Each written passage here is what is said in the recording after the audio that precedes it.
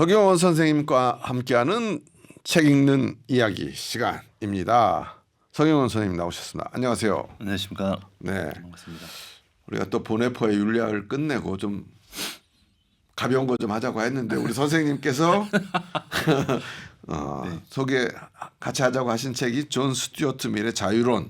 네. 전에 보내주셔서 저도 책을 샀는데 이렇게 조금의 우리 책이 좀 다르더라고요. 예. 제가 이제 현대지성판을 추천했는데 네, 저는 다른 책 세상인가에서 나온 책을 샀는데 네. 그래서 에이 그래 그래서 좀 작은 책이라 괜찮겠다 했는데 읽어보니까 이게 장난이 아니네 이것도. 보통 책이 아니고 예, 예. 지금 지금 우리나라 시대나 지금 이 시대를 살아갈 때 이 자유론의 가치가 더 높아진 게 아닌가 싶을 정도로 네. 굉장히 좀 탁월한 책이 아닌가 싶어요. 그러니까 저도 이거 읽으면서 무슨 생각했냐면 우리가 왜 계속 천재들 책만 하지? 네. 그렇습니다. 마이클 샌델도 하면서 우리가 천재라는 걸 좀 느꼈고 네. 보네포 하면서 이 사람도 정말 천재구나. 고전들은 천재들이 쓰는 게 맞은 그런가 봐요. 네네. 이것도 존 스튜어트 밀도 책을 읽으면서 야 이렇게 반짝거리는 이게 논리의 전개. 네. 근데 이제 보네포보다는 조금 어렵게 문장을 좀 풀어가서 좀 더 어려웠다. 그런 생각은 좀 들어. 예. 깔끔하게 정리하면 보네포가 더 천재적인 것 같고. 예. 워낙 양이 많고 이거 양이 좀 되게 적잖아요. 예. 그러니까 이제 원문을 보면 참 좋긴 할 텐데 사실 그 정도 능력은 제가 안 돼서 네. 그래서 굉장히 그래도 좋은 책이 아니었나 싶고 이 자유론을 선택하신 배경은 뭡니까?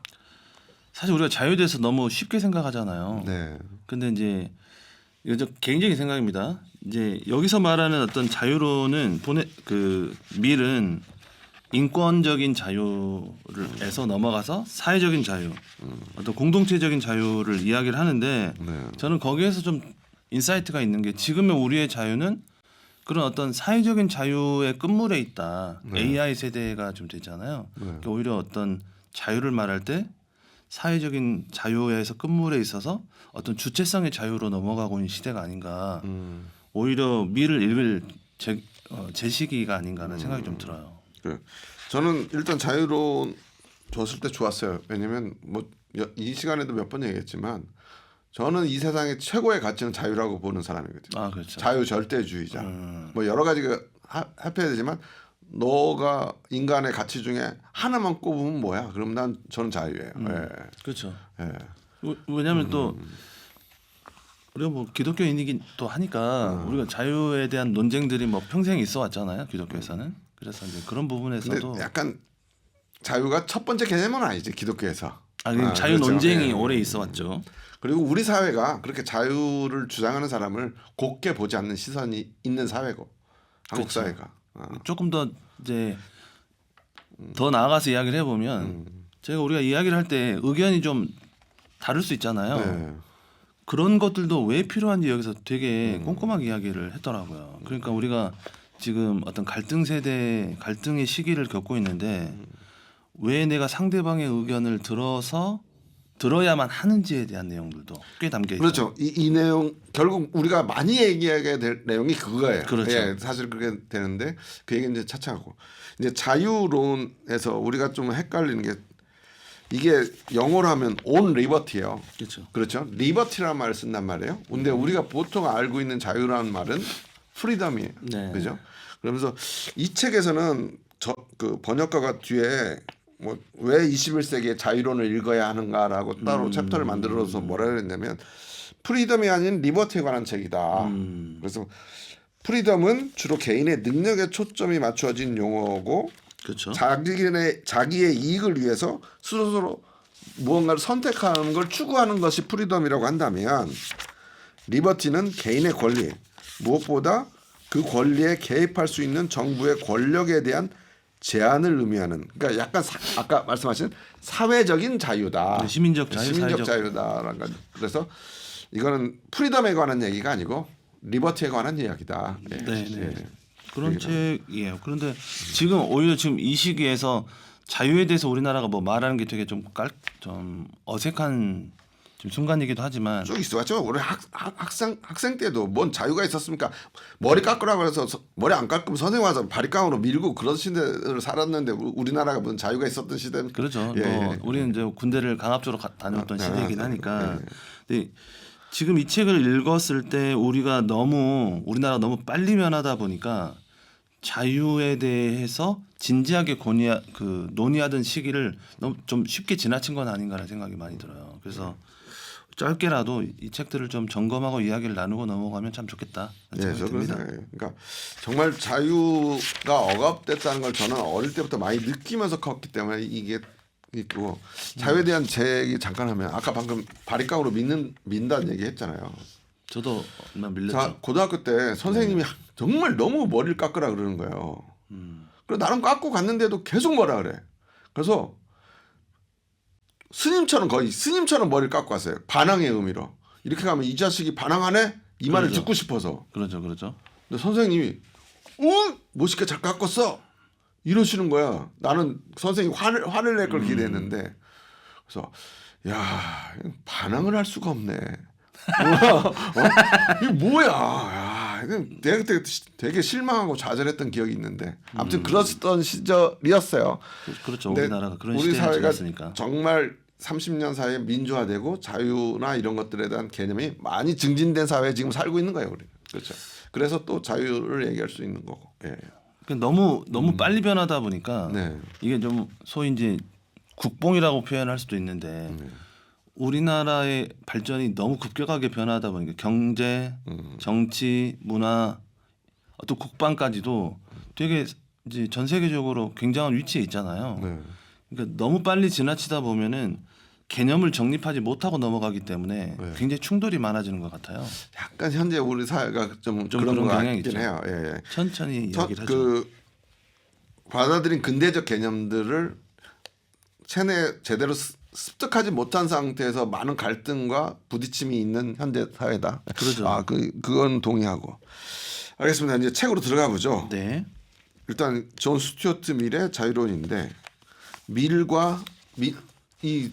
밀이 공리주의자란 말이에요. 그렇죠. 네, 그래서 좀 소개를 좀 해줘요. 밀이 네네. 어릴 때부터 천재라고 하긴 했더라고요. 근데 이게 자유론을 이제 철학자이자 경제학자인 밀이라고 하는 사람이 써요. 네. 근데 밀은 자기 아버지가 경제학자였는데 제임스 밀이라고. 네. 근데 유명한 어떤 공리주의자와 이제 공부를 같이 하게 되죠. 이게 누구냐면 제레미 벤담이라는 사람하고. 그렇죠. 오늘 뭐 제레미 벤담이 공리주의를 창건한 사람이. 네, 그 사람이랑 같이 영재 교육을 해요. 학교를 안 가고.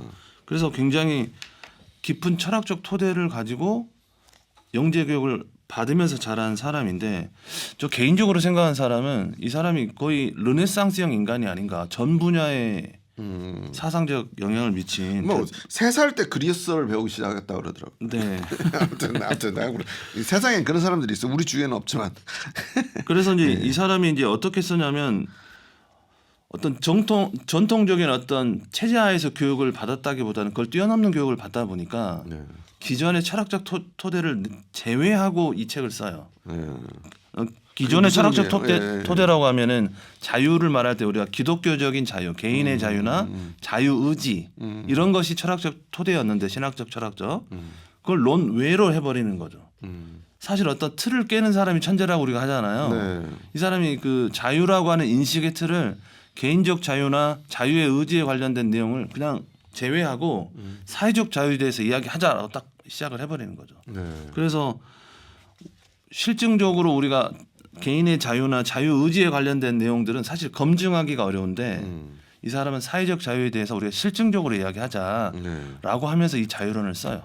그러니까 그래서 우리가 배울 때 제레미 벤담은 양적 공리주의자, 그렇죠. 밀은 질적 공리주의자. 그래서 얘기하죠. 우리가 존 스튜어트 밀의 자유론은 안 읽지만 이 얘기는 다 들어봤을 거예요. 만족한 돼지보다 불만족한 소크라테스가 되는 것이 낫다. 네. 네? 그렇죠. 이 얘기를 한 사람이고 참 그래서 최대 다수의 최대 행복을 주관한 게 벤담인데 그 최대 다수 행복 그 행복과 쾌락에도 질적인 차이가 있다라고 하면서 질적 공리주의자인데 어떻게 보면 또 벤담을 극복한 것 같기도 해요. 왜냐하면 벤담한테는 최대 다수가 행복한 게 선이거든요. 그렇죠. 그러니까 최대 다수를 얘기하는 거야. 그죠? 수를 말하는 거죠. 네, 다수를 얘기하는 건데 이 존 스튜어트 밀의 자유로는 이 다수가 개인의 자유를 침해하면 안 된다는 거거든요. 현재 그죠? 현재 너무 적합한 예. 적합한 이야기죠. 예. 사실 이제 경제학도 기존의 가치를 흔든 것이 행동 경제학인데 인간이 합리적인 인간이라고 전제하고 경제학이 발전됐는데 그게 아니라고 하는 것이 행동 경제학이잖아요. 네. 합리적이지 않다. 내가 좋으면 돈 20원을 아끼기 위해서라도 좀 먼 곳을 운전해서 가가지고 10원 할인하는 곳으로 가서 물건을 사는 게 사람이다라고 말하는 건데 이 밀도 그렇게 말하는 거죠. 우리가 여러 사람의 공리나 행복을 위해서 개인이 양보했던 시대는 이미 아니다. 그런 건 옳지 않다라고 말한 사람이기 때문에 그런 걸 아주 거부하죠 이 사람. 네, 뭐 아주 그러니까 자기 스승이라고 말할 수 있는 벤덤의 말을 적극적으로 반대한 거라고 봐야죠. 네. 그래서 저는 미래 의견에 동의하고 거의 동의하는 사람이에요. 현재가 예. 지금 예. 이렇게 되고 있죠, 사실은. 예. 근데 그렇지도 않은 것 같아요. 나는 우리 한국 사회는 그렇지는 않은 것 같아요.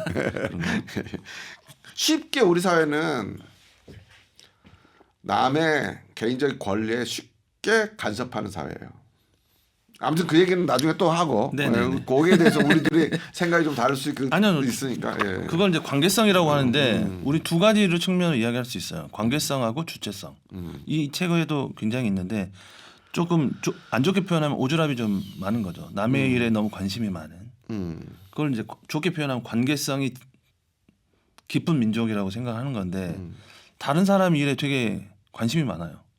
그러니까 그게 좋은 쪽으로 생각하면 정이 많다라고 표현할 수도 있지만 내 자유가 침해받고 있는 것이죠.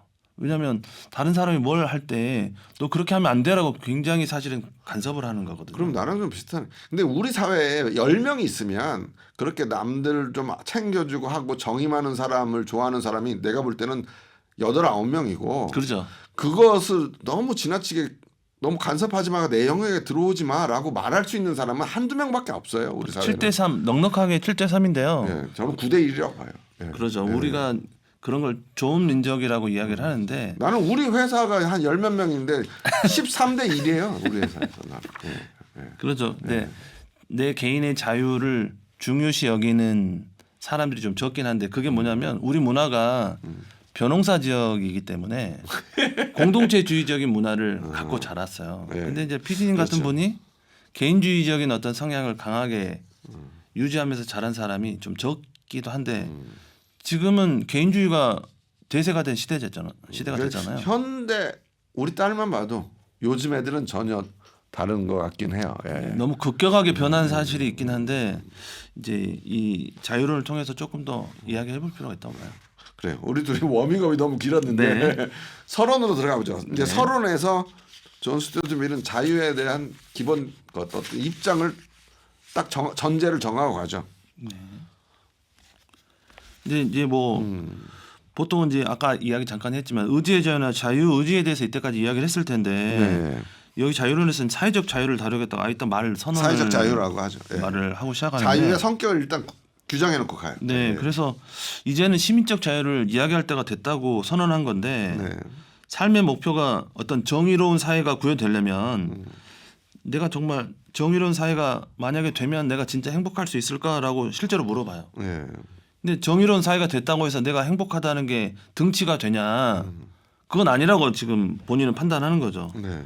그래서 아무리 사회가 정의롭게 발전한다고 해서 내 개인의 행복까지 그것이 당연히 따라온다라고 하는 근거가 없다라고 생각을 해요. 그래서 자기가 어떤 만났던 해리어 테일러라든지 여러 사람들과 지적 교제를 나눕니다. 사회적 참정권을 개발하게 해준다거나 그래서 공리주의자이면서 경제적 민주주의 그다음에 정치적 민주주의 어떤 여성의 해방의 분야까지 내가 아무리 사회가 발전하고 돈이 많아지는 국가가 있어 공동체 속에 있다 해도 내 행복을 답보해주지 않는다라고 계속 이야기를 해요.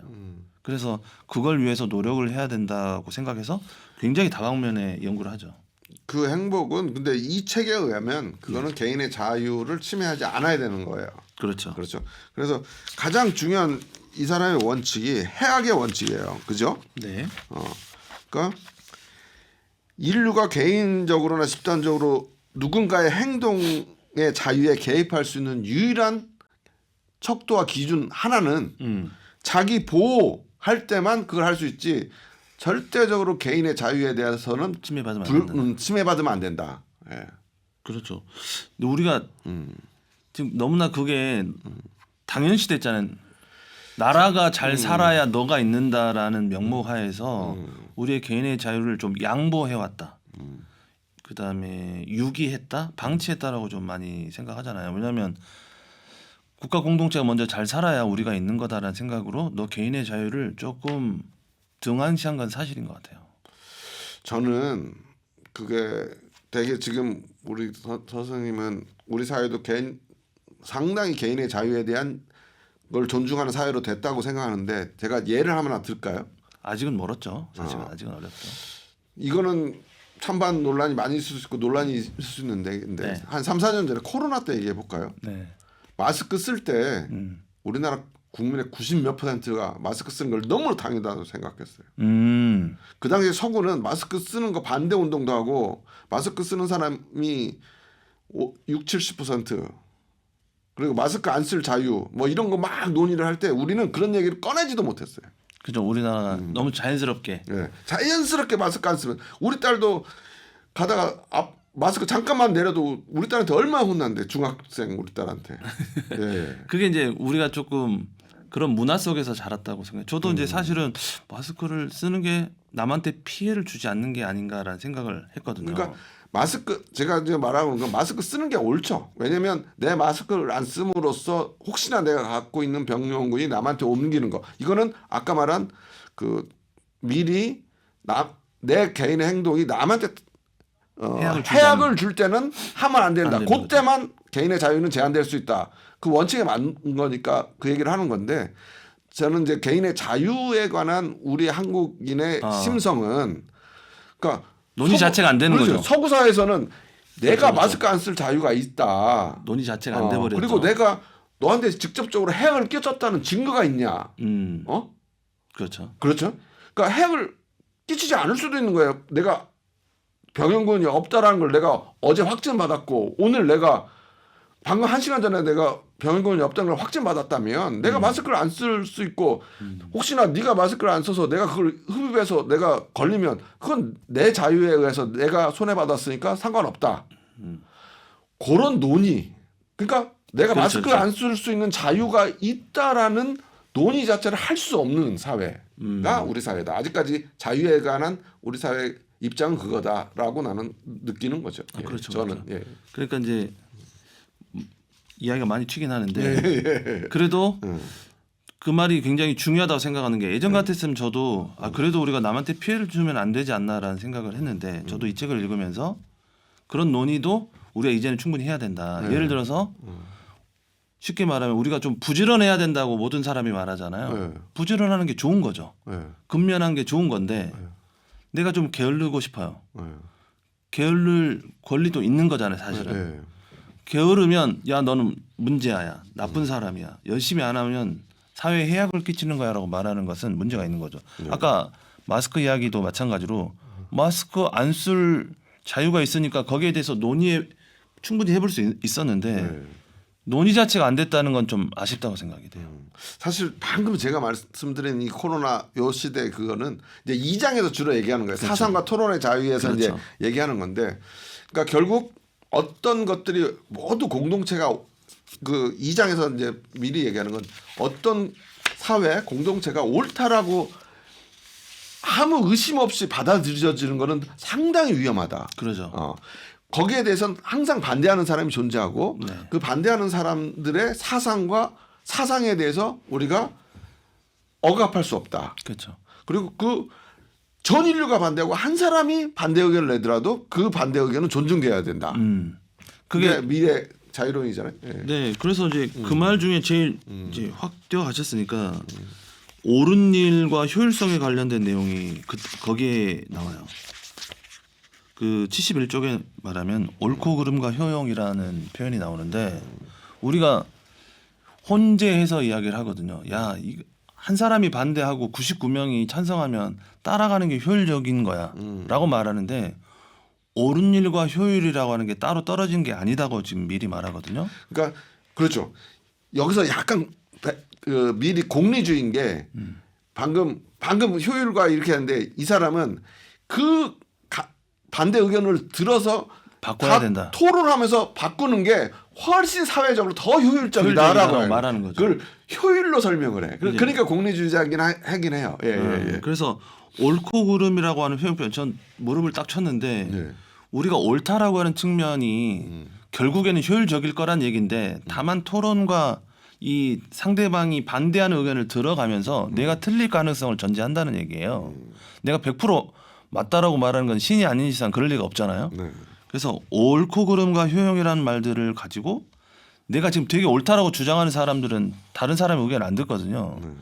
내가 효율적이야 말하면서 이게 옳다라고 그냥 밀어붙이는 거다고 내가 효용적이지만 옳고 그름은 충분히 논의될 수 있다라고 말하는 건 전혀 다른 개념이니까 그렇죠. 아까 말한 한 사람이나 소수의 의견이 반대가 있다라고 해도 그 사람의 의견은 의도적으로 들을 필요가 있다는 거예요. 의도적으로. 뭐 그걸 네 가지 조건으로 얘기해요. 그 사람의 의견이 참일 수도 있고 거짓일 그렇죠. 경우도 막 이렇게 해서 그거를 또 참 논리적으로 그렇죠. 그 사람이 그 한 사람의 반대 의견이 왜 무시되면 안 되냐? 이 사람이 진리일 수 있다. 그렇죠. 두 번째 거짓일 수 있지만 이런 가능성이 있다. 그렇죠. 이런 가능성이 있다. 그래서 참 논리적으로 쓰는 것 같고. 그러죠. 우리가 이제 사상과 토론의 자유 이거는 조금 제가 볼 때는 저는 자유론의 핵심은 이 장이라고 그러죠. 보거든요. 그러죠. 예, 그래서 그건 다음 시간에 조금 더 얘기해야 되고 시간이 다 됐는데 저는 이 책 읽으면서 되게 좋았던 게 많은데 우리 서 선생님한테는 가장 인상에 남았던 거는 뭐예요? 구절은? 구절요. 아까 뭐 이해했던 옳고 그름과 효용이라는 구절도 되게 기억에 남고 옳고 그런 거예요. 예. 또 하나는 61절에 보면 61페이지. 61페이지에 보면은 어떤 자신의 의견이 옳다는 것에 대해 완벽한 확신을 갖는다. 그 위쪽에 보면 한 7째를 보면은 통상적으로 내 거랑 책이 다르구나. 그렇습니다. 예. 절대적인 군왕 또는 사람들이 자신의 말에 무제한적 복종을 바치는 걸 보는데 익숙한 자들은 통상적으로 거의 모든 문제에 대해서 그들 자신의 의견이 옳다는 것에서 완벽한 확신을 갖는다. 그러니까 어떤 절대자나 권력을 가진 사람이 내가 옳다고 너무 확신을 갖는다는 거예요. 그게 발전을 저해한다는 말을 하거든요. 그게 일관된 이 사람의 주장이에요. 그렇죠. 예. 유럽이 망한 이유가 사실 그런 거거든요. 권력을 너무 한 사람이나 가문이 너무 오래 가지고 있어요. 옛날에 합스부르크 그 네네네. 가문이라든지 지금도 사실 그런 문화가 남아 있기 때문에 유럽이 지금 문화적으로는 굉장히 압도적으로 발전해 있지만 모든 면에서 쇠퇴하고 있는 이유가 고난을 너무 한두 사람이 너무 오래 가지고 있는 문제가 있죠. 이거 미리 주장. 여기에 대해서는 의견이 갈릴 수 있죠. 의견이 갈릴 수 있겠지만 이 미리 말한 의견인 거죠. 그래요. 저도 하나 짚고 싶은 게 있는데 시간이 다 돼서 네. 오늘 1부는 여기까지 하고 네. 이게 요즘 천재들의 책을 읽으니까 한 번에 끝낼 수가 없어서 다음 2부로 넘어가도록 하죠. 네. 서경원의 책 이야기 오늘은 존 스튜어트 밀의 자유론에 관해서 이야기 나눴습니다. 서경원 선생님과 함께했습니다. 감사합니다. 네, 감사합니다.